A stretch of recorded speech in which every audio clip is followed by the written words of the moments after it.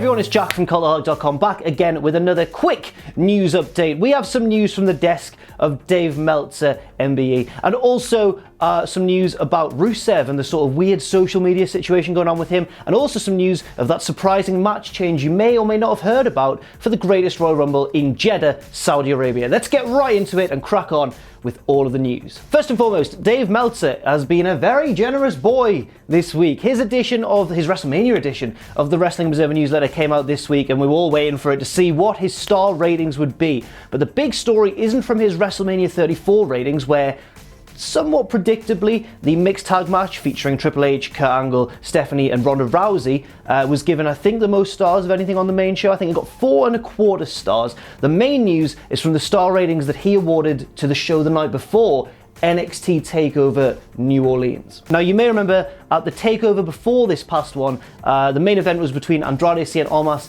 and Johnny Gargano, and Meltzer gave that match the first 5-star rating awarded to a WWE match since CM Punk versus John Cena at Money in the Bank 2011. So, after waiting around about 7 years for the next 5-star rating, 3 have come along at once. That's right, he didn't just give 1, he gave 2 further 5-star ratings, 2 matches at NXT TakeOver New Orleans. The 2 matches in question were the main event, obviously, Johnny Gargano versus Tommaso Ciampa, easily a 5-star match in many people's opinion. I haven't quite decided yet whether it was a 5-star match for me, but it was certainly right up there. You know what, yeah, I think I would have also given it 5 stars as well, if I was doing a star-based rating system, of course, but that wasn't the surprising one. The surprising one was the ladder match, which opened the show, which also received the full 5 stars. Now, I don't mean this was a surprise in that the match didn't deserve it. I just wasn't expecting Meltzer to go full on, all out and give 2 5-star ratings in the same show, especially when one was kind of a multi-man,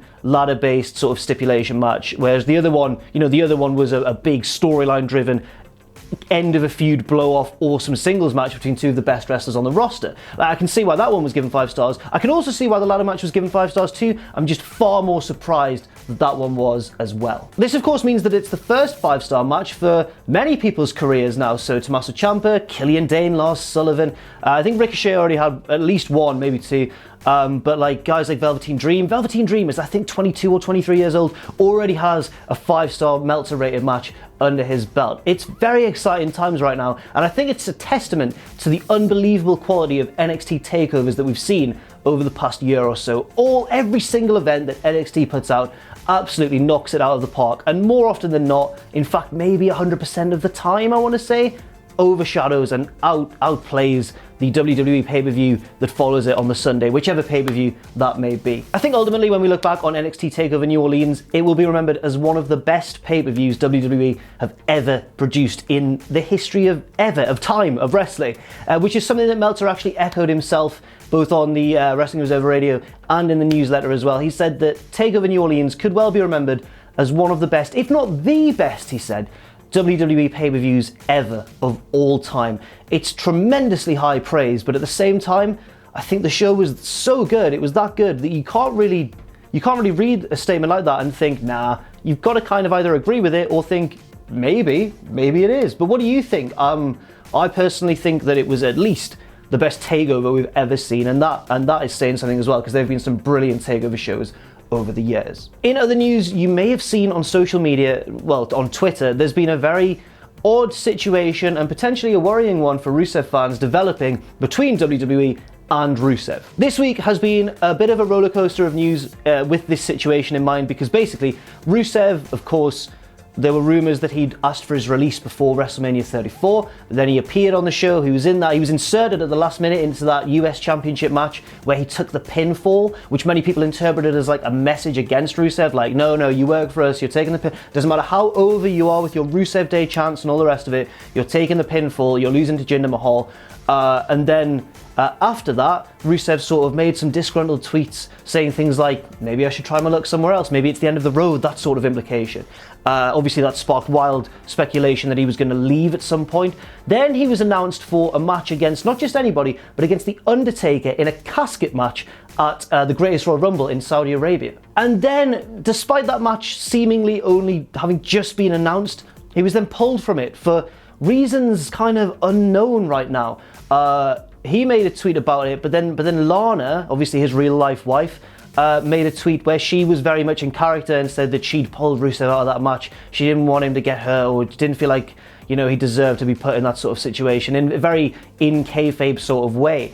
But then I think there must be some reasons behind this. But then I guess when we get on to the final piece of news I'm going to talk about, which is Rusev's replacement in the match, I guess there's two schools of thought. There's the thought that Rusev's, you know, really annoyed WWE with his arguably fair demands to be treated better because of how over he is and how fantastic he's been recently. And then there's the other school of thought, which is that it all centers rather around wanting to substitute in a very popular superstar who is set to make his return against The Undertaker at that event. I should mention, just before we get on to that final piece of news and talking about that superstar who has replaced Rusev in the match, I should point out that, again, I'm referring to Meltzer, I guess. I haven't seen anything else written by anyone about it, but someone directly asked him on Twitter whether Rusev has been released by WWE, and he simply said no.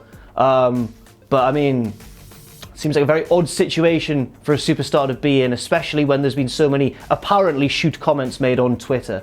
So I don't know, like I admit probably, yeah, he probably hasn't been released yet, but I wouldn't be too surprised if he handed in his resignation soon, or if WWE just decided, you know what, it's too sticky a situation, best of luck, mate. Or maybe they'll want to keep him on, and maybe they will give him the push he deserves. There's so many directions it could go in.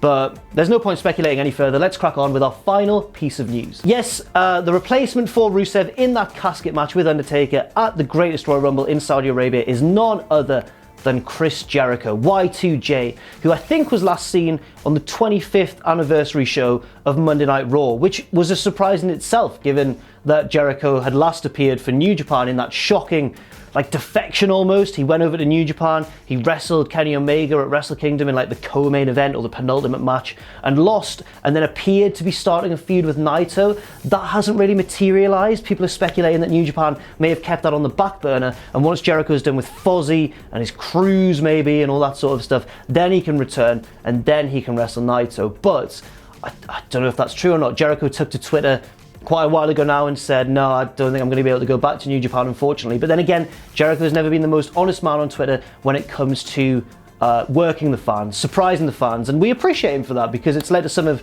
the best surprises in modern wrestling history, I think. But this also begs the question, has Jericho been brought in to replace Rusev because of what Rusev's done, or simply because it's Chris Jericho, who is eternally one of the most popular and hottest wrestlers in the world today? It's a tricky one, because I get the feeling that Undertaker Jericho is obviously a far bigger match in terms of star power, but in the current climate, I can totally see why they'd have put Rusev in that match. I don't know, I really can't work it out, but I mean, I don't think it necessarily spells disaster for Rusev. I just think maybe they did take a look at it and think, you know what, we've got Rusev in the match, but let's work it so that Jericho can go in instead and we can have a big super clash at this huge card, by the way. Like, the Greatest Royal Rumble card looks like it's going to be utterly insane. Just to run through some of the matches on the card that have been announced already, I mean, you've got Undertaker versus Rusev in that casket match. There's a 4-way ladder match for the Intercontinental Championship between, I believe, Balor, Rollins, Miz and Samoa Joe. There's the cage match between Roman Reigns and Brock Lesnar for the Universal Championship, a match where many, including myself, are speculating that Roman Reigns could dare win the title from Lesnar after failing to do so at WrestleMania 34. And of course, there's, well, oh, I forgot one as well. There's John Cena versus Triple H, another huge match that could easily headline a WrestleMania. And of course, the 50-man Royal Rumble. It's an unbelievably stacked card, and apparently there are also reports coming out that it could be a 5-hour show. So that's just overwhelming. I'm really excited for it, but it's just knocked me for 6 a little bit.